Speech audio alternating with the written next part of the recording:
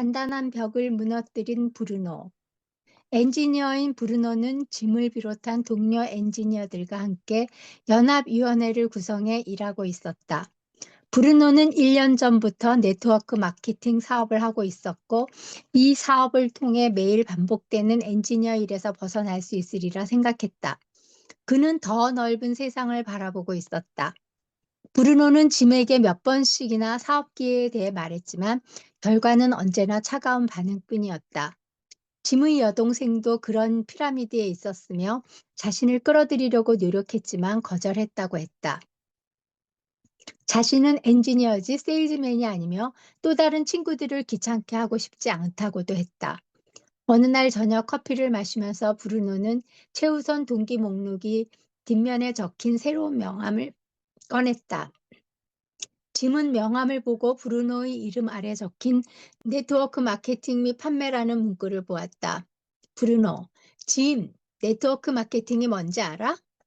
짐, 알지. 여동생이 거기 있었다고 말했잖아. 일종의 다단계 아닌가? 브루노, 글쎄, 설명을 한번 들어보게. 브루노는 명함을 뒤집어 최우선 동기 목록을 보여주었다. 브루노, 짐, 자네의 최우선 동기는 무엇인가? 짐, 내 생각엔 내 사업을 하며 다른 사람들을 돕는 것이지. 브루노, 왜 그 두 가지를 고른 거야? 짐, 내 자신을 위해 일할 수 있는 기회를 갖고 싶어. 거의 20년 동안 엔지니어 일만 지겹도록 계속 해왔으니까. 만약 이 사업을 한다면 그 일을 하면서 다른 사람들을 도울 수 있었으면 좋겠어. 난 정말 사람들을 돕는 일이 좋거든. 위원회에 지원한 것도 바로 그런 이유 때문이야. 브루노, 그것이 왜 너한테 중요하지? 짐, 내가 말했듯이 미래에도 똑같은 노동의 연속일 뿐일 게야. 브루노, 자네도 그게 어떤 건지 알지? 은퇴에 대해 더 많이 생각하기 시작하니 슬퍼지더군. 뭔가 다른 일을 하고 싶지만 38살의 나이에 그건 너무 큰 모험이야. 브루노, 글쎄, 그렇다면 자네가 사업을 하지 않는다면 결과가 어떻게 될까? 짐, 불편한 기색을 보이며, 내가 말했듯이 일만 더 해야 한다고. 우리 나이 때 남자들이 스트레스로 죽는 거 알잖아. 내게 시간이 좀 더 있다면 아들 학교에서 하는 학부모위원회도 가입하고 워크숍에도 더 많이 참가하며 내 일을 하고 싶어. 다른 사람이 내 인생을 통제하는 게 정말이지 지겨워. 브루노, 왜 그 모든 게 걱정되는 거지? 짐, 왜냐하면 내 시간이 더 있다면 좀 다르게 살고 싶기 때문이지. 삶을 즐기고 일을 좀 줄이고 싶어. 나를 변화시킬 수 있는 일을 했으면 좋겠어. 브루노, 바로 네트워크 마케팅이 자네가 원하는 걸 할 수 있도록 해줄 수 있네. 더 많은 시간과 더 많은 자유를 얻을 수 있어. 새로운 일을 시작하는 데 따르는 위험 부담 없이 자신의 사업을 한다는 이점이 있으면서도 남을 도울 수도 있네. 내가 어떻게 사업에서 효과를 보았는지 설명할게. 지난 1년 동안 브루노는 지미 사업에 관심을 갖게 하기 위해 노력했으나 실패했었다. 그리고 5가지 황금 질문들을 알게 되었을 때 자신이 지난 1년간 짐에게 그의 인생에 대해 뭘 해야 하는지 말해주려고 애써왔다는 사실을 깨달았다. 그건 모두 브루노의 생각이지 짐의 생각이 아니었다. 그러나 이제 브루노 명함 뒷면의 최우선 동기 목록과 5가지 황금 질문들을 통해 짐은 왜 자신이 이 사업에 참여해야 하는지 말할 수 있게 되었다. 짐은 사업 계획을 보고 자신의 눈을 의심하며 왜 예전엔 아무도 이것을 보여주지 않았지? 라고 말했다. 그동안 자신이 사업에 참여해야 하는 이유를 남들에게 듣기만 했기 때문이다. 어느 누구도 그의 최우선 동기 요인에 대해 말해보라고 질문하지 않았던 것이다. 여기까지 할까요? 네, 그다음 제가 읽을게요. 네. 네, 마음을 공략당한 치과 의사. 이 이야기는 내 경험담이다. 44살의 프랭크는 내 치과 의사였다. 해변에 있는 100만 달러짜리 집과 비싼 자동차를 소유하고 있었고 언제나 바빴다. 대부분의 사람들 기준으로 볼 때 그의 삶은 매우 성공적이었다. 어느 날 근처 쇼핑센터에 갔다가 카페에 앉아 있는 프랭크를 보았다. 나는 같이 커피라도 마시려고 그에게 다가갔다. 앨런, 일은 어때요, 프랭크? 프랭크 시큰둥하게. 괜찮아요. 앨런 웃으면서. 이봐요 프랭크. 해변에 살면서 일거리도 많고 돈도 많이 벌면서 왜 그래요? 신나야죠. 프랭크. 그건 먹고 살기 위해서 하는 일이죠. 앨런. 그렇다면 그 일을 그만두고 다른 일을 해 보지 그래요? 프랭크. 그럴 가능성은 거의 없어요 프랭크. 앨런. 왜죠? 프랭크. 현실적인 목소리로. 왜냐하면 난 치과 의사니까요. 난 항상 치과 의사로 살아왔어요. 그게 내 일이니까요. 앨런. 관심을 보이며. 음. 치과 의사가 되기로 결심한 것이 언제였죠? 프랭크. 18살 대학생 때였죠. 처음부터 의학을 하려고 했던 건 아니었어요. 치과는 차선책이었지요. 앨런. 치과 의사로 사는 게 좋은가요, 프랭크? 프랭크. 무심한 말투로. 꼭 그렇진 않아요. 돈을 벌 수 있으니까 하는 거죠. 앨런. 프랭크. 만약 18살 학생이 당신 진료실에 들어와서 앞으로 20년 동안 당신이 해야 할 일을 말해준다면 그 말을 듣겠어요? 프랭크 웃으면서. 18살 대학생이 44살 인생에 대해 뭘 알 수 있겠어요? 앨런. 그럼 그 학생 말을 듣지 않겠다고요? 절대요.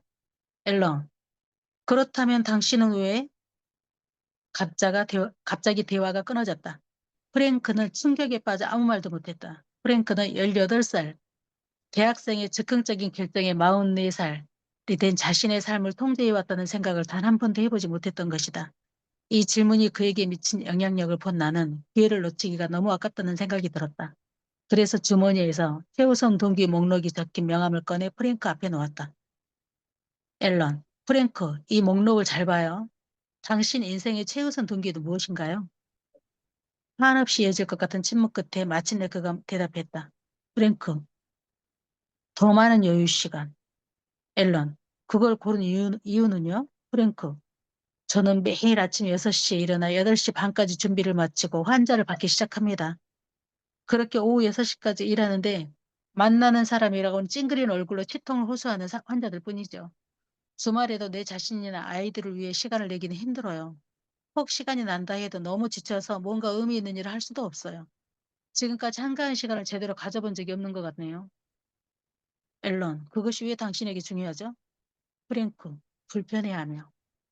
제가 말했듯이 내 생활에 1분 간격으로 스케줄이 짜여 있어요. 차라리 학교 선생님이 되었다면 시간 여유도 많고 휴가도 제대로 즐길 수 있었을 텐데요. 앨런, 그 말의 의미는? 프랭크, 치과 의사라 직업은 흔히 생각하는 것과 달라요. 제가 처음 치과 의사가 되기로 결심했을 땐 점점점 프랭크는 거의 5분 동안 열정적으로 자신이 갇혀 있는 치과 의사라는 감옥에 대해 이야기를 했다. 앨런, 더 많은 시간을 가질 수 있는 기회를 놓친다면 어떻게 될까요? 프랭크, 절망적인 목소리로 평생 동안 치과 진료실에 갇혀 살겠죠. 아이들은 빠르게 커가는데 함께 시간도 많이 보내지 못하고 아내는 항상 스트레스에 시달리는 듯한 내 생활이 지쳤다고 말합니다. 프랭크 얼굴이 창백해지고 눈가에 눈물이 맺혀 있었다. 금방이라도 울음을 터뜨릴 것 같았다. 이제껏 머릿속에서만 맴돌던 말을 20년 만에 처음으로 말로 표현했던 것이다. 앨런, 부드럽게. 그런 것이 왜 걱정이 되는 거죠, 프랭크? 프랭크는 대답하지 않았다. 할 수가 없었다. 너무 걱정이 되었기 때문이다. 그는 조용히 그 자리에 앉아 있었다. 나는 정보를 얻기 위해 프랭크를 압박하지 않았다. 그가 감당할 수 없겠다고 생각했기 때문이다. 게다가 난 거기에 콤플레이크를 사러 간 거지 프랭크의 인생을 바꾸러 간 것이 아니었다. 석 달 후 프랭크를 만나려고 병원을 찾아갔다. 접수처 직원은 프랭크가 사라졌다고 말했다.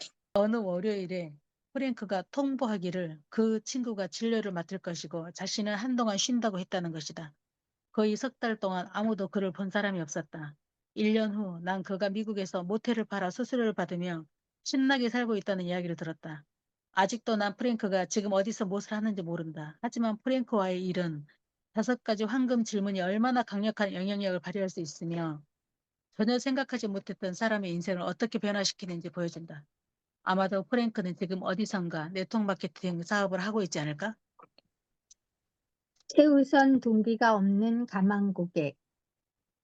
가끔 당신은 최우선 동기가 없다고 말하는 가망 고객을 만날 것이다. 일부 가망 고객이 최우선 동기가 없다고 말하는 이유는 다음 두 가지 이유 중 하나 때문이다.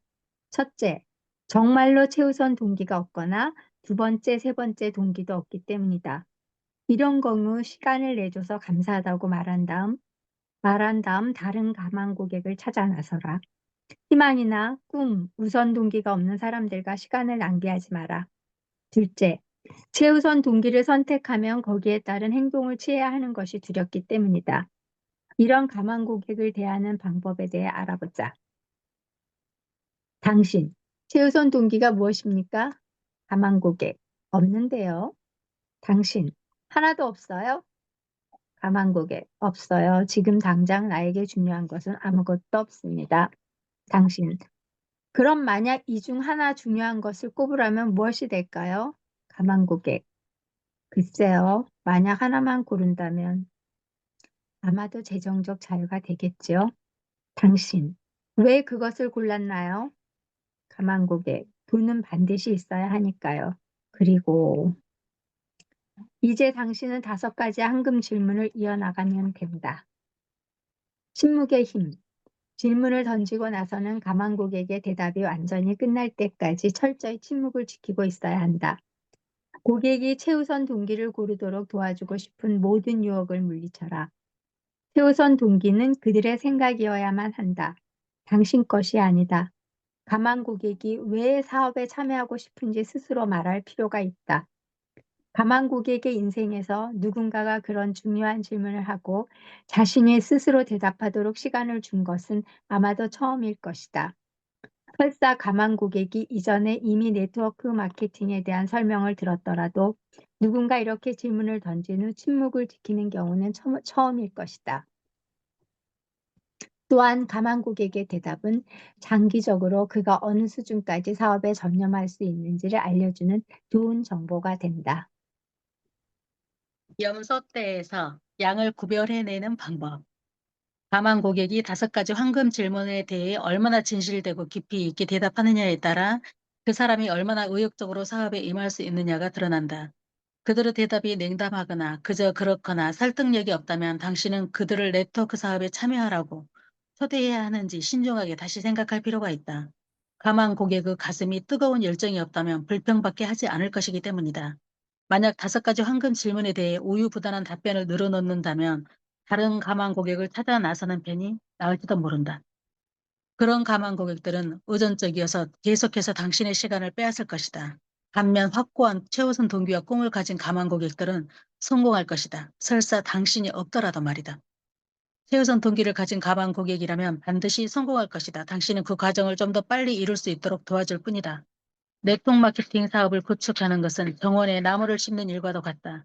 흙을 일구고 퇴비를 주고 잡초를 뽑고 악천 후로부터 나무를 보호해야 한다. 하지만 어떤 씨들은 자라나는 반면 다른 씨들은 시들어버린다. 당신이 할 수 있는 일은 오로지 물을 주고 퇴비를 주고 잡초를 뽑아주는 일뿐이다. 강한 씨앗은 당신과 상관없이 자라날 것이다. 당신이 심은 씨가 약하다며 영원히 지지대를 세워줘가며 자라나기를 바라야 할 것이다. 약한 씨앗이 튼튼하고 아름다운 나무로 성장할 거라 믿는 어리석음을 범하지 말라. 그런 일은 거의 일어나지 않는다. 진짜 비밀은 강한 씨앗을 심는 것이다. 그것이 바로 5가지 황금 질문의 목적이다. 나무를 심기 전에 그 씨앗의 잠재력을 시험하는 것이다. 질문에 우유부단한 대답을 늘어놓는 가만 고객이라면 그는 당신의 사업에 적합하지 않은 사람일 수도 있다. 혹은 아직 때가 아닌 고객일지도 모른다. 아니면 그저 물건만 구입하는 사람일 수도 있다. 모든 가만 고객들을 지원하되 강한 씨앗에 가장 많은 시간을 투자하라. 최우선 동기 목록, 그룹에서 활용하기. 이 단계를 조금만 연습하면 집단을 대상으로 하는 프레젠테이션을 할 때 매우 효과적이라는 것을 알게 될 것이다. 이때 준비된 PMF 목록을 사용해도 되고 청중에게 네트워크 마케팅에 참여하게 된 이유를 소리쳐 말해보라고 할 수도 있다. 준비된 목록을 보여주며 누군가에게 당신의 최우선 동기는 무엇입니까? 라고 질문하면 당신은 더 이상 할 일이 없다. 그 다음엔 2번째와 3번째 고객에게 그 과정을 반복한다. 그러면 아주 빠른 시간 내에 청중 전체가 사업에 참여한 이유를 당신에게 말해줄 것이다. 프레젠테이션을 하는 동안 PMF 목록을 작성하고 싶다면 최우선 동기를 말한 사람들에게 왜 그것을 고르셨나요? 라고 질문한 후 나머지 과정을 따라가면 된다. 그러면 전체 그룹이 서로에게 왜 사업에 참여하는지 그 중요성을 말하게 하고 당신이 아무 말도 하지 않아도 되는 상황이 된다. 이 흥미로운 광경에서 당신이 할 일은 오직 고개를 끄덕이며 북돋워 주는 일일 뿐이다. 열쇠 3. 뜨거운 단추 누르기. 계획을 보여준다. 이 단계에서 네트워크 마케팅 사업자들의 역량이 빛을 발한다. 당신의 사업 계획이 두 번째 열쇠인 뜨거운 단추 찾기에서 찾아낸 가망 고객에게 희망과 두려움, 꿈을 어떻게 이룰 수 있는지 보여주는 단계다. 다시 말해, 입증 과정을 거쳐 결과가 명확히 체계적인 사업 계획을 설명하는 것이다. 이때 반드시 기억해야 할 것이 있다. 사업 계획은 문제에 대한 해결책 혹은 꿈을 일깨워주는 수단에 불과하다. 해결책은 논리적으로 이치에 맞아야 한다. 하지만 논리는 이성의 문을 열 뿐이다. 5가지 황금 질문은 감정의 문을 열며 열의가 있는 가망 고객들이 자신의 해결책을 찾고 싶어 하도록 동기를 부여한다. 어떤 사람의 최우선 동기 요인을 먼저 찾지 않은 채 해결책만을 제시한다면 그 가망 고객에게 일시적인 열정을 불어넣을 수는 있겠지만 감정적인 동기부여는 할 수 없다. 그런 이유 때문에 며칠 내에 차갑게 식어버리는 가망 고객들이 많은 것이다. 계획을 보여줄 때는 가망 고객이 언급했던 용어를 사용하라. 예를 들면, 그래서 이것은 당신 스스로 자신의 운명을 지배할 수 있고 가족과 보낼 수 있는 더 많은 여유 시간을 갖는 것을 의미합니다. 이것은 당신이 원한다고 말했던 은퇴 스타일과 편안한 노후입니다. 가망 고객만의 언어를 반복 사용하면서 사업 계획을 보여주면 사업 계획이 그들만의 것으로 다가가게 된다. 의미 있고 동기를 부여하는 계획이 된다. 바로 그들의 생각과 언어이기 때문이다. 열쇠 4. 결단 얻어내기. 4가지 열쇠 시스템은 예스라는 대답을 얻어내기 위한 입증된 방법이므로 최선의 결과를 얻기 위해서는 여기에 나온 공식을 지켜야 한다. 내가 만난 네트워크 사업자들은 대부분 얼음 녹이기 단계, 분위기 조성에 대해 충분히 숙지하고 있었다. 사람들에게 친절하게 말하는 법과 공감대를 형성하는 방법을 잘 알고 있었다. 그러나 그들 대부분에게는 효과적인 뜨거운 단추 찾기 단계가 없었다. 그래서 얼음 녹이기 단계에서 곧바로 뜨거운 단추 누르기 단계로 갔다. 사업 계획에 대한 프레젠테이션이 아무리 훌륭해도 반드시 가망 고객이 행동을 취할 만큼 의욕이 생기는 것은 아니다. 감정적으로 동요되지 않는다면 말이다. 너무도 많은 가망 고객들이 사업 계획에는 흥분했다가도 하루 이틀 지나면 완전히 식어버리는 주요 원인이 바로 이것이다. 일부 네트워크 사업자들은 사업 계획을 보여주는데 몰입한 나머지 너무 많은 말을 쉴 새 없이 한 결과 스스로 그 생각에 넘어가는 사람도 있다. 사업 계획은 가망 고객이 피하고 싶은 고통이나 벌어들이고 싶은 수입에 대한 해결책에 불과하다. 그러므로 가망 고객이 자신의 최우선 동기 요인을 발견하고 그에 대한 의욕을 불태우기 전까지는 사업 계획을 보여주는 게 별 의미가 없다.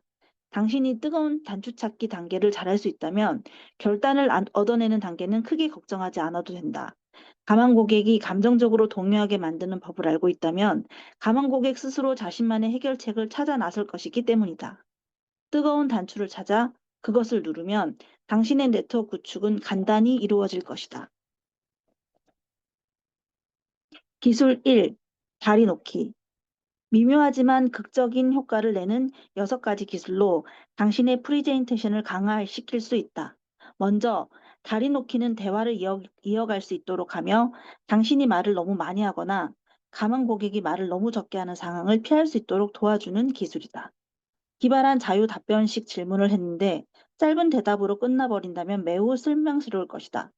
판매자 수가 가망 고객 프레드와 친밀감을 형성하기 위해 어떻게 노력했는지 살펴보며 차가운 가망 고객의 마음을 녹이는 방법에 대해 생각해보자. 수는 가망 고객인 프레드와 공감대를 형성하기 위해 노력 중이었다. 컴퓨터 회사의 직원이었던 프레드는 점심시간에 수의 설명을 들어보기로 약속했다. 약간 퉁명스러운 첫인상에 대화를 즐기는 사람 같지 않아 보여서 프레드를 만났을 때 수는 조금 위압감을 느꼈다. 수, 이 일은 어떻게 시작하게 되었나요, 프레드? 프레드, 컴퓨터에 관심이 많았어요. 이 정도로는 쓸만한 정보를 별로 얻을 수 없었기 때문에 수는 또 다른 자유 답변식 질문을 던졌다.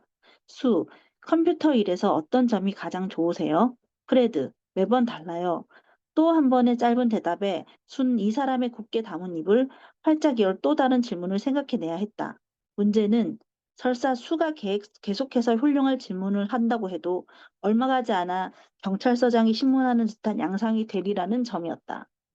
단답형으로만 대답하는 가만 고객을 대하는 가장 좋은 방법은 다리 놓기 기술을 이용해 계속 말하도록 하는 것이다.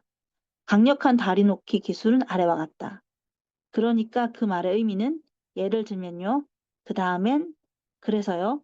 그렇다면 당신은 그것이 의미하는 건 각각의 다리 놓기 뒤엔 당신의 침묵이 필요하다. 다행히 수는 다리 놓기를 이용할 줄 알았고 프레드와의 실제 대화는 다음과 같이 이어졌다. 수, 컴퓨터 일은 어떻게 시작하게 되었지요, 프레드? 프레드, 늘 컴퓨터에 관심이 많았거든요.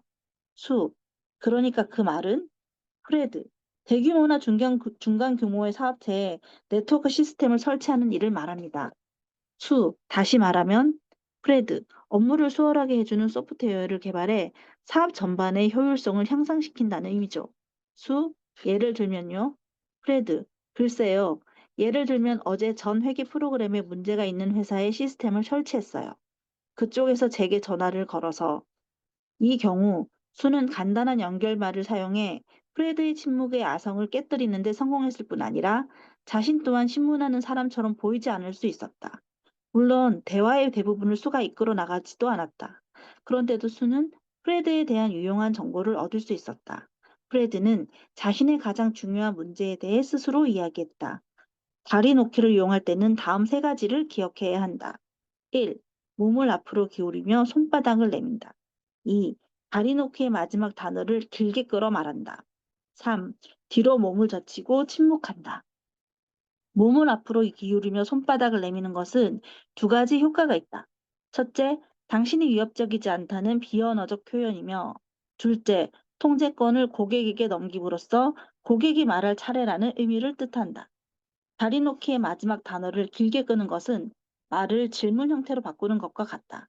길게 끌지 않으면 주장처럼 들릴 수 있기 때문이다. 예를 들어보자.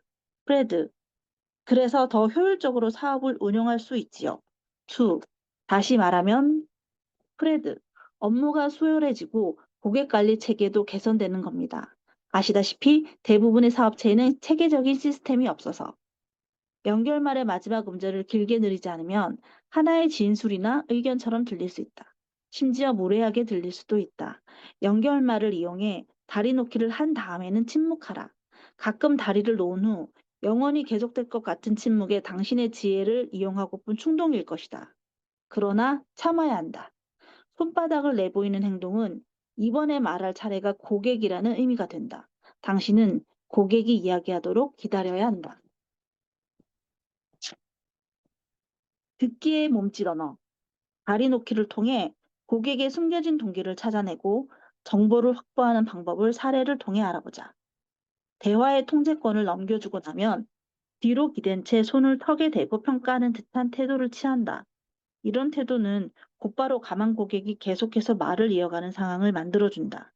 당신이 뒤로 기대 있는 동안 상황은 지속된다. 가만 고객이 최우선 동기로 재정적 자유를 선택했다고 가정해 보자. 당신, 당신의 최우선 동기가 무엇이죠? 가만 고객, 재정적 자유입니다. 당신, 왜 그것을 선택하셨지요? 가만 고객, 내가 살면서 하고 싶은 모든 것을 할 수 있는 충분한 돈이 있다는 것은 중요하니까요. 당신, 앞으로 기울이며 손바닥을 내민다. 그 말의 의미는 그러니까 가만 고객, 아이들에게 우수한 교육 환경을 제공하고 편안한 삶을 사는 거죠. 당신, 앞으로 기울이며 손바닥을 내민다. 편안한 삶의 뜻은 가만 고객. 그건 돈이 많아서 휴가도 오랫동안 다녀오고 멋진 차를 몰고 가끔씩 비싼 물건도 살 수 있다는 의미지요. 당신, 예를 들면요. 글쎄, 가만 고객. 글쎄요. 예를 들면 여행을 가고 싶다면 갈 수 있는 당신이 두 가지 다리 놓기 용어. 의미는과 예를 들면을 적절하게 사용함으로써 당신의 가만 고객은 지금 자신의 생각과 느낌, 믿음에 대해 말하고 있다. 더욱 중요한 것은 당신이 대화를 주도하지 않는다는 점이다. 다리 놓기는 실제로 개방형 질문으로 과묵한 사람이나 단답형으로 말하는 사람에게 프리젠테이션 할 때 가장 유용한 기술이다. 처음 다리 놓기를 할 때에는 어색할 수도 있다. 특히 습관적으로 말이 많은 사람이라면 말이다. 왜냐하면 가끔씩 다리 놓기를 한 후 침묵이 뒤따르기 때문이다. 그러나 단답형으로 말하는데 익숙한 가만 고객이라면 대화 중에 그 침묵이 거북하지 않을 것이다. 그에게는 매우 자연스러운 상황이기 때문이다. 다리 놓기는 재미있게 활용할 수 있으며 프레젠테이션을 더욱 흥미있게 만들고 침묵에 대처하는 힘을 길러준다. 기술 2. 고개 끄덕이기. 대부분의 사람들이 고개 끄덕이기를 강력한 설득 도구라고 생각하지 않는다. 고개를 끄덕이는 행동은 거의 모든 나라에서 동의를 표현할 때 쓰는 몸짓으로 몸을 숙이거나 절을 하는 행위에서 비롯되었다. 즉, 만약 내가 당신에게 절을 한다면 당신의 뜻에 따르는 것입니다라는 의미인 것이다. 고개 끄덕이기는 약식으로 하는 절과 같다고도 볼 수 있다. 끄덕이기를 강력한 도구로 활용하는 두 가지 방법이 있다. 몸짓 언어는 내면의 감정을 반영한다. 긍정적인 마음일 때 사람들은 말하면서 자연스럽게 고개를 끄덕이게 된다. 그런데 무심한 감정이 들 때 의도적으로 한번 고개를 끄덕여 보라. 긍정적인 감정이 생겨나는 경험을 하게 될 것이다. 긍정적인 감정은 고개를 끄덕이게 한다. 또한 고개를 끄덕이면 긍정적인 마음이 생긴다. 게다가 고개를 끄덕이는 행동에는 전염성이 있다. 내가 상대방을 향해 고개를 끄덕이면 상대방 또한 고개를 끄덕이게 되기 쉽다. 심지어 내 말에 동의하지 않을 때도 말이다. 그러므로 고개 끄덕이기는 동의나 협조를 구할 때 훌륭한 도구가 될 수 있다. 그리고 아래와 같은 확정하는 말로 마무리한다.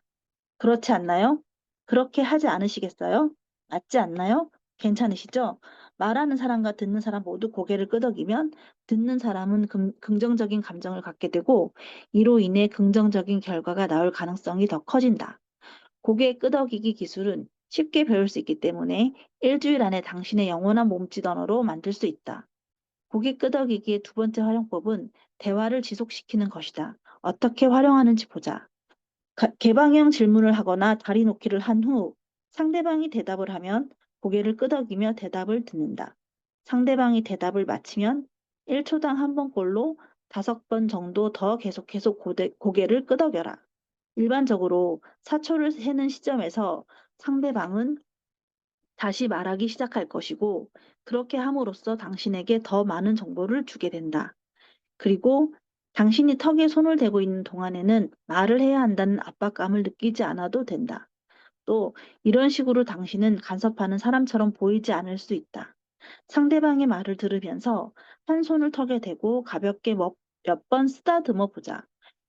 연구 결과에 따르면 이런 몸짓은 상대방으로 하여금 더 오랫동안 말하도록 부추긴다고 한다. 제- 그다음 박지은 사장님. 네. 기술 3. 격려 문구 사용하기. 다른 사람이 말할 때 아래의 격려 문구를 사용해 계속해서 그가 말할 수 있도록 기운을 북돋아 줄 수 있다. 그렇군요. 아하, 정말요? 더 얘기해 주세요. 격려 문구는 상대방이 줄 수 있는 정보의 양을 2배 이상 늘릴 수 있다. 격려 문구와 함께 고개 끄덕이기 기술과 다리 놓기를 사용하면 프레젠테이션을 한결 부드럽게 진행할 수 있다. 기술 4. 시선 집중시키기. 조사에 의하면 서로 마주보며 하는 프레젠테이션에서 사람의 뇌에 전해지는 정보는 87%가 눈을 통해 오고 9%가 귀, 4%가 다른 감각기관을 통해 전달된다고 한다. 예를 들어 당신이 시각 자료를 보여주며 설명할 때 전달 내용이 직접적으로 고객의 시선과 연결되지 않으면 고객이 받아들이는 정보는 9%밖에 되지 않는다는 것이다. 따라서 만약 당신이 여행에 대해 말하면서 집을 그린다면 상대방은 당신의 이야기를 이해하지 못할 수도 있다. 전달 내용이 시각 자료와 연결된다고 해도 고객이 당신을 보지 않고 시각 자료만 본다면 전체 내용의 25에서 30%만 받아들일 것이다. 그러므로 최대한 시선을 집중시키기 위해 펜을 이용해 시각 자료를 설명하는 동시에 고객이 보고 있는 내용을 말로 표현해 주는 것이 필요하다. 그 다음 시각 자료에서 펜을 들어 당신과 고객의 눈 사이 중간쯤에 위치해 둔 채 고개를 끄덕이며 말하라. 들고 있는 펜 너머로 상대의 눈을 보되 펜이 가리키는 방향과 당신의 눈이 향하는 방향이 항상 일치해야 한다. 이 방법은 가만 고객의 고개를 들어 올리는 자석 같은 효과가 있다. 고객은 당신의 눈을 바라보고 당신이 말하는 내용을 들으면서 보고 있으므로 당신의 프레젠테이션 영향력은 극대화된다. 이때 다른 한 손은 반드시 손바닥이 보이도록 해서 위압적이지 않은 분위기를 유지해야 한다. 기술 5. 따라하기. 두 사람이 서로 감정적으로 일치 상태가 되면 그들의 몸 역시 같은 자세와 같은 동작을 취함으로써 육체적 일치성을 보인다. 이런 행동의 목적은 사람들과 공감대를 형성하고 갈등을 피하기 위해서다. 비언어적인 방법으로 나는 당신과 똑같은 사람이며 당신의 생각과 입장에 동의합니다라는 의미를 나타내는 것이다. 다른 사람과 가까워지기 위해 서로 일치 상태를 유지하는 것은 사람이 처음 자궁 속에서 엄마의 생체 리듬에 따라 자신의 신체 대사와 심장 박동을 맞추는 행동에서 시작되었다. 그래서 사람들은 상대방의 동작을 자연스럽게 따라하는 것에 이끌린다. 그 결과 우리는 본능적으로 공감대를 형성한 사람들의 행동을 따라한다. 그런 행동은 특히 유대관계가 돈독한 사람들끼리의 사업상 모임이나 사교 행사에서 볼 수 있다. 오랜 세월을 같이 산 사람들이 서로 닮아가는 이유 또한 설명해준다. 그리고 나서 두 사람은 자기들을 닮은 개를 찾는다. 보고 따라하기. 121쪽 그림의 두 사람은 따라하기에 대한 전형적인 예를 보여준다. 두 사람은 같은 자세로 서 있고 같은 자세로 음료수를 쥐고 있으며 비슷한 옷차림에 비슷한 어휘를 사용한다. 한 사람이 주머니에 손을 넣으면 다른 사람도 따라한다. 한 사람이 반대쪽 다리로 체중을 옮기면 그의 친구 또한 그렇게 한다. 두 사람의 의견이 일치하고 친밀감이 존재하는 한 따라하기는 계속될 것이다. 따라하기는 상대방을 편하게 만든다. 공감대를 형성하는 강력한 도구인 것이다. 느린 동작으로 비디오 연구 자료를 보면 따라하기는 눈 깜빡임과 콧구멍 확장, 눈썹 올리는 동작에서도 나타나며 심지어 동공확장이나 축소 동작이 일치하기도 한다. 이러한 미세한 몸짓은 의식적으로 모방할 수 없기 때문에 놀라운 일이 아닐 수 없다. 분위기 좋게 만들기. 다른 사람의 몸짓 언어와 말하는 방식을 따라하는 행동은 짧은 시간에 공감대를 형성하는 역동적인 방법이다. 새로운 사람을 만나면 앉는 위치나 자세, 몸의 각도, 동작, 표정과 말투를 따라해보라. 얼마 지나지 않아 상대방은 당신에게 호감이 가는 뭔가가 있다고 생각하기 시작할 것이다. 아마도 당신에 대해 가치 있기 편한 사람이라고 말할 것이다. 그 이유는 사람들이 당신에게 반영된 자신의 모습을 보기 때문이다. 그러나 한 가지 기억해야 할 것이 있다. 새로운 사람을 만났을 때 처음부터 너무 상대방의 행동을 따라하면 안 된다는 사실이다. 내가 바디랭귀지라는 책을 낸 이후 100만 명 이상의 책에 이어 출시된 텔레비전 시리즈나 트레이닝 비디오를 보았기 때문에 따라하기 전략을 알게 된 사람들이 많다. 그러므로 따라하기를 하기 전에 몇 분 정도 기다리는 것이 가끔은 현명한 일이다. 따라하기에서 남성과 여성의 차이. 남성과 여성의 뇌는 감정 표현 방식이 다르게 프로그램되어 있다. 여성은 다양한 얼굴 표정을 나타내지만 남성은 몸의 움직임과 동작에 더 치중한다. 일반적으로 여성은 10초 동안 이야기를 들으면서 화자의 감정에 반응을 보이기 위해 평균 6가지의 표정을 나타낸다. 여성의 얼굴은 화자가 표현하는 감정에 따라 변화한다. 그래서 두 명의 여성이 말하는 것을 보면 두 사람이 같은 일을 경험하고 그 일에 대해 동시에 이야기하는 것처럼 보인다. 여성은 상대방의 목소리 톤이나 몸짓 언어를 통해 듣고 있는 내용의 의미를 이해한다. 그리고 그에 대한 감정을 표출시킴으로써 이해한 내용을 소화한다. 남성이 여성의 주의를 끌고 여성으로 하여금 남성의 말을 계속 들을 수 있도록 하기 위해 필요한 것이 바로 이것이다. 대부분의 남성들은 대개의 여성 가망국에게 설명을 들으면서 얼굴 표정으로 감정을 표출하는 것을 보고 어색함을 느낀다. 그러나 여기에 능숙해진 남성은 상당히 유리하다. 여성의 표정을 따라하는 남성들은 곧잘 그 여성은 나를 이상하다고 생각할 것이야 라고 말한다. 그러나 연구 결과에 의하면 남성이 여성의 표정을 따라하면 여성은 그 남성이 더 지적이고 흥미로우며 매력적이라고 생각한다. 이에 반해 대부분의 남성은 혹시나 있을지도 모르는 공격에 대비하기 위해 사람들 앞에서 감정을 억제해야 한다는 생각을 원래부터 가지고 있다. 그래서 상대방의 이야기를 들을 때조차 조각상 같은 모습을 보인다. 이야기를 들으면서 남성이 10초 동안 나타낸 표정, 슬픔, 놀라움, 분노, 즐거움, 두려움, 욕망. 위 그림에서 보듯 이야기를 듣고 있는 동안 남성의 얼굴 표정은 한결같다. 상대방을 이야기를 들으면서 무표정한 가면을 쓴 남성은 자신이 상황을 지배하고 있다고 생각한다. 하지만 그렇다고 아무런 감정이 없는 것은 아니다.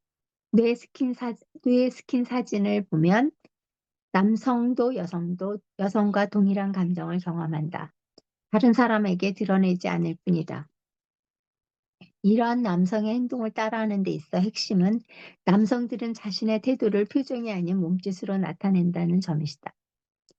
여성들 대부분이 표정 없는 남성을 따라하는 데 어려움을 느끼지만 결국에는 성공한다. 당신이 여성이라면 일단 표정을 절제함으로써 너무 흥분해 있거나 또는 겁을 먹은 것처럼 보이지 않아야 한다. 가장 중요한 것은 남성의 현재 감정을 추측해서 얼굴 표정으로 나타내면 안 된다는 점이다. 잘못 추측했을 때 그 결과는 막대한 피해를 가져올 수 있다. 남성은 그런 당신을 어리석거나 산만한 사람이라고 생각할지 모른다. 남성들은 이야기를 들을 때 심각한 표정을 짓는 여성에 대해 더 지적이고 야무지며 감각 있는 사람이라고 생각한다. 여기까지요. 네. 기술 6. 보조 맞추기. 말의 억양과 어조. 말의 빠르기를 따라하는 과정에서도 친밀감을 형성할 수 있다. 이 방법을 보조 맞추기라고 하는데 이런 방법으로 대화하는 것을 보면 마치 두 사람이 같은 곡조로 노래를 부르는 것처럼 보이곤 한다. 한 사람은 양손으로 박자를 맞추고 또 한 사람은 고개를 끄덕이며 리듬을 맞추는 모습을 연출하는 것이다. 시간이 지나 관계가 무르익어 서로 상대방의 입장을 이해하기 시작하면서 따라하기의 주요 몸짓 언어는 점차 감소한다. 이때부터 상대방과 보조를 맞추는 것이 상호 공감대를 유지하는 주요 매개체가 된다.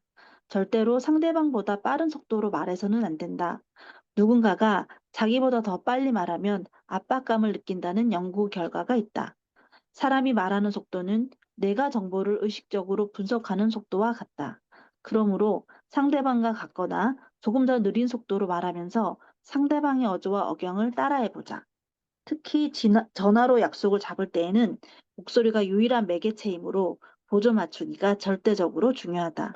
연습을 할 필요가 있다. 긍정적인 인상 주기.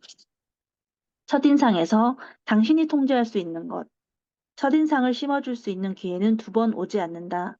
아마도 당신의 할머니가 이렇게 말하는 걸 들어보았을 것이다.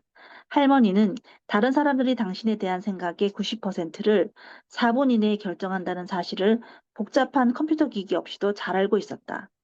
당신의 첫인상은 당신의 나이와 수입, 학력, 권위, 사교성, 신뢰성 등을 포함해 적어도 25가지에 대한 판단을 결정한다.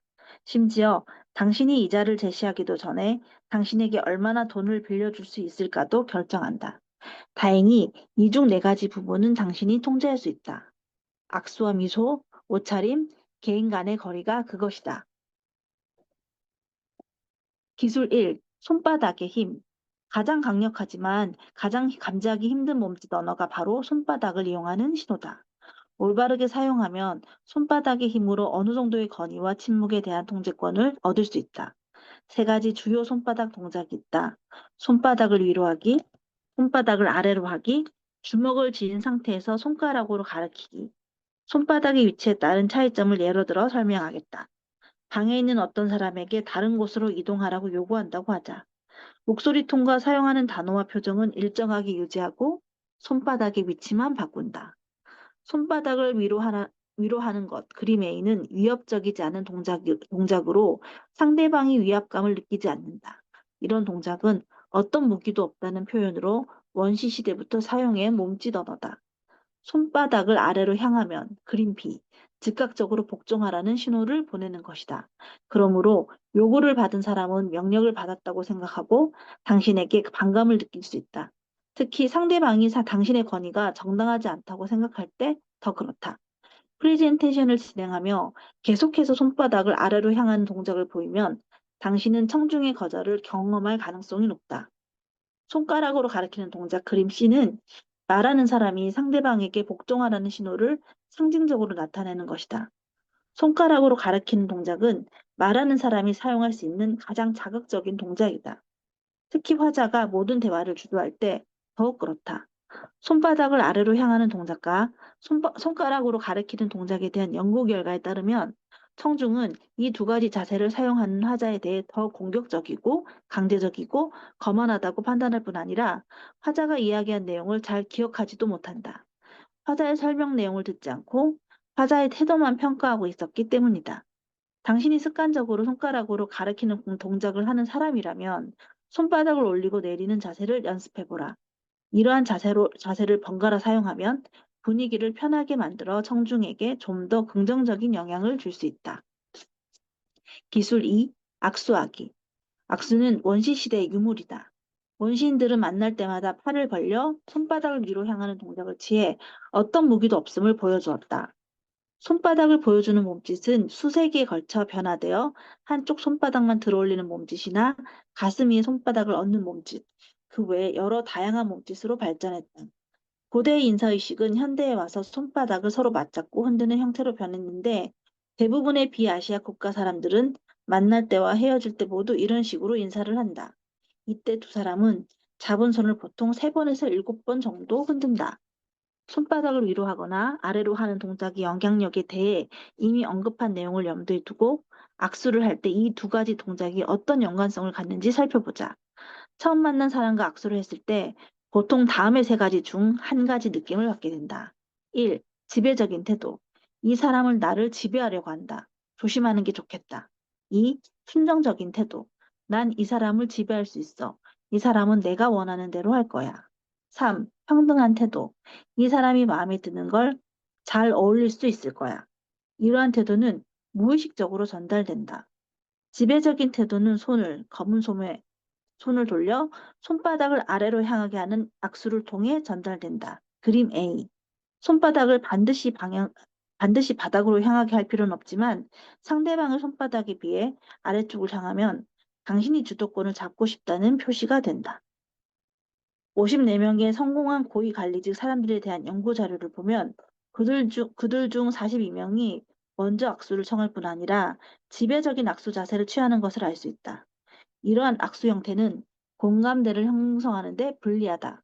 대부분의 사람들에게 위압감을 주기 때문이다. 주로 남자들이 이런 형태의 악수를 한다. 개가 등을 대고 구르는 동작으로 복종의 의사를 표시하고 목구멍을 드러내 공격성을 표출하듯이 사람들도 손바닥을 위로 향하는 동작으로 다른 사람에게 복종 의사를 표시한다.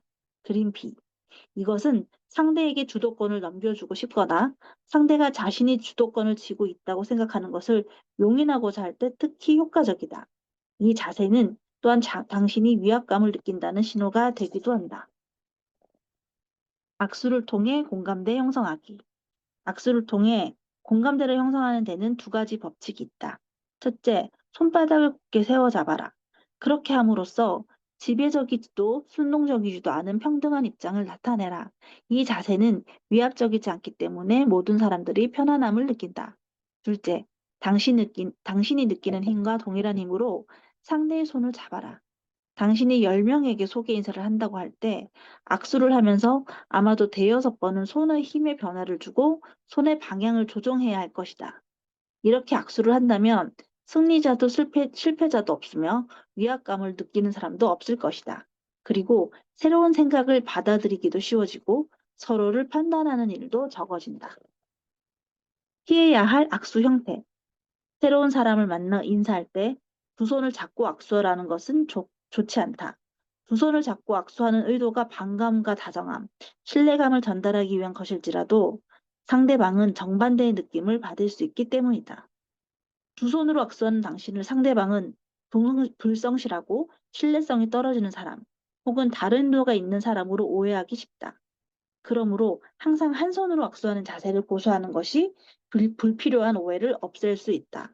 새로운 사람과 만났을 때는 두 손을 이용해 악수하는 것을 피하라. 기술 3. 왼손으로 물건 잡기. 이 전략은 사람들이 처음에 들었을 때는 쉽게 이해하면서도 정작 일상에서는 크게 주의를 기울여 실천하지 않는 것 중 하나다. 서류 파일이나 보고서, 가방, 지갑, 음료수 등을 왼손으로 잡는 연습을 해보라. 우리는 보통 인사할 때 오른손으로 악수하며 문을 열거나 의자를 옮기거나 헤어지며 손을 흔들 때도 오른손을 사용한다. 예를 들어 어떤 사람과 처음 인사를 나누게 되었는데 오른손에 차가운 음료수 잔을 쥐고 있는 상황을 생각해보라. 그때 당신은 음료수 잔을 왼손으로 바꿔 들어야 한다. 당신이 상대의 신발이 음료수를 쫓지 않고 성공적으로 손을 바꿔 들었다 해도 그 사람은 당신의 축축하고 차가운 손과 마주해야 한다. 차갑고 축축한 그 손이 바로 당신의 첫인상이 된다. 서류 파일을 오른손에 들고 있다면 문을 열거나 의자를 옮기거나 악수를 청한 손을 잡기 위해 또 손을 바꿔야 한다. 그러다 서류를 떨어뜨리면 당신은 어설픈 바볼처럼 보일 수 있다. 그러므로 평소 왼손을 사용하는 연습을 할 필요가 있다. 기술 4. 미소의 힘. 인간은 입술을 양옆으로 뉘어 이를 드러내면서도 상대방을 공격하지 않는 유일한 동물이다. 미소는 원래 유화적인 몸짓으로 원숭이나 침팬지도 공격하지 않겠다는 의도를 나타내기 위해 미소 짓는다.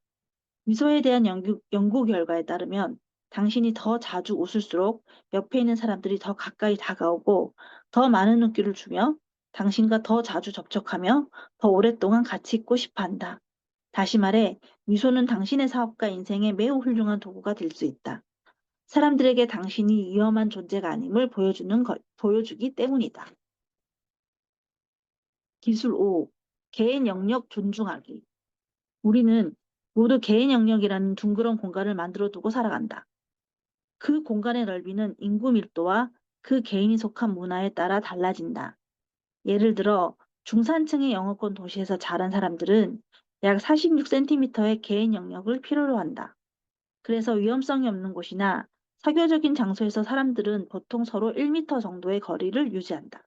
반면 유럽과 지중해, 남미의 여러 지역 사람들의 개인 영역은 최소 30cm까지 가까워질 수 있다. 대부분의 문화권 사람들에게는 너무 가깝게 느껴져서 밀어붙이는 듯한 느낌을 줄 수 있다. 있는 거리다. 그린 B의 두 사람이 지중해 지역 출신이라면 서로 편안함을 느낄 것이다. 그러나 한 사람은 런던에서 왔고 다른 사람은 로마에서 왔다면 런던 사람은 상대가 가까이 다가오는 것을 위협적이고 공격적이라고 느낄 수 있다.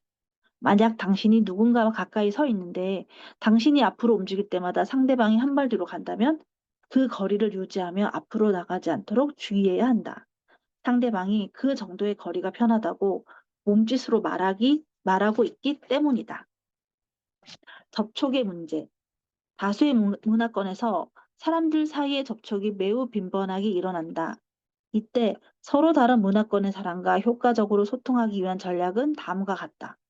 당신이 받은 접촉의 횟수만큼 그대로 따라하면 된다. 만약 상대방이 당신에게 어떤 접촉도 하지 않는다면 당신도 그에게 접촉하지 말아야 한다. 그러나 만약 상대방이 계속해서 당신과 접촉한다면 당신도 비슷한 빈도로 접촉하는 것이 좋다. 그렇지 않으면 당신이 그들을 좋아하지 않는다고 생각할지 모르기 때문이다. 기술 6. 성공을 위한 옷차림. 복장은 당신의 몸을 90%까지 가릴 수 있으며 당신의 진실성과 신뢰성, 전문성, 권력, 사회적 성공 정도, 경제적 위치 등에 대한 사람들의 판단에 강력한 영향력을 발휘한다. 여기에서 옷차림에 대한 세부 사항을 분석하지 않겠지만 적합한 옷차림에 대한 하나의 공식을 제공하려 한다. 여성은 남성보다 옷차림에서 실수할 가능성이 더 많다. 여성의 옷이 스타일과 색상, 디자인에서 선택의 폭이 더 넓기 때문이다. 한편 남성들은 의상 선택의 폭이 좁아. 그래서 가지고 있는 옷 자체도 작다. 옷의 패턴과 디자인을 적절하게 조화시키는 감각이 여성에 비해 떨어지는 편이다. 게다가 남성 8명 중 1명은 적색 또는 녹색이나 파란색 택맥이다. 복신 남성과 서커스 광대의 차이점은 무엇일까? 광대는 언제 우스꽝스러운 옷을 입어야 할지 안다는 점이다. 일에서 성공을 이루기 위한 옷차림의 비결은 다음 질문에 관한 대답에 있다. 고객이 기대하는 당신의 옷차림은 어떤 것일까? 어떤 것인가? 믿을 수 있고 호감 가고 힘이 있고 지적이고 성공적이면서도 편안한 사람으로 보이기 위해 고객의 기대에 부응하는 옷차림은 어떤 것일까? 어떤 재킷과 셔츠, 블라우스, 넥타이, 치마, 신발, 시계, 화장, 헤어스타일을 선택해야 할까? 당신의 의견이 아니라 고객의 의견에 따라야 한다. 기억하라. 당신 고객의 의견이 중요하다. 그러므로 고객을 위한 옷차림을 할 필요가 있다. 물론 적합한 옷차림이라는 것은 지역마다 다르고 날씨라는 변화, 요인도 염두에 둬야 한다. 그러나 지역마다 성공적인 옷차림의 옷 입는 기준이라는 것이 있기 마련이다. 이렇게 묻는 사람도 있다. 하지만 리차드 브랜슨이나 빌 게이츠는 그 사람들은 바람 부는 터널에서 방금 나온 것 같은 옷차림을 하고 있다고요. 그 사람들은 예외다. 표준이 아닌 것이다. 만약 우리가 리차드 브랜슨이나 빌 게이츠처럼 옷을 입는다면 사람들은 우리를 믿고 따르기 어렵다고 판단할 것이다. 가장 성공적인 세계 지도자들을 열거해 살펴보면 그들이 따르는 옷차림의 기준이 있음을 발견하게 된다. 그 기준이 당신이 따를 수 있는 가장 안전한 표준이다. 자신의 취향만 생각하거나 편안함만 추구하는 옷차림을 함으로써 옷차림의 자신의 결점이 되게 하지 말라. 고객의 기대에 맞는 옷을 입어라. 고객과 비슷한 스타일 옷을 입으면 고객은 편안함을 느낄지 모른다. 그러나 그렇다고 해서 그가 반드시 당신의 뜻에 따르고 싶어 하지는 않을 것이다.